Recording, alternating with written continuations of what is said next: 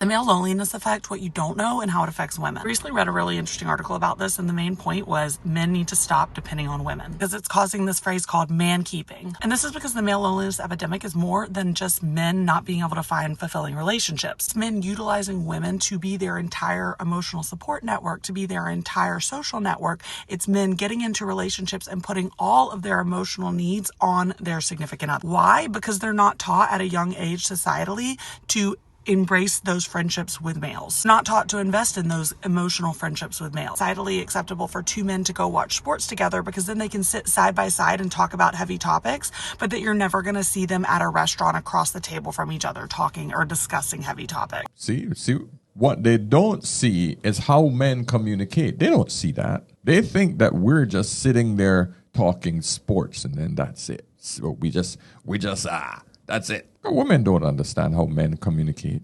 Women honestly feel that men should emote and act just like them in order for us to feel like we've connected with another man. Oh, we need to sit there with a bottle of wine and sit there with some cheeses and,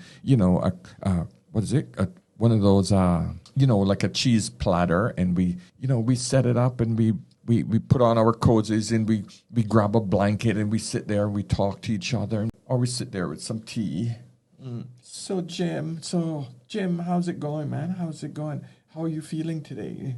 No, we don't freaking do that. We never have. You all are projecting your crap onto men. We do not communicate in that fashion. During that golf match, after we had a session at the gym, we're going to just chill in between sets and we will talk about stocks. We'll talk about whatever problem we're having. I do it every single day. I meet the guys at the gym. And in between sets, we have a discussion. We make business deals. We do every freaking single thing in between those time periods. We don't sit there looking at each other and staring into each other's eyes, freaking hugging our mugs or our tea.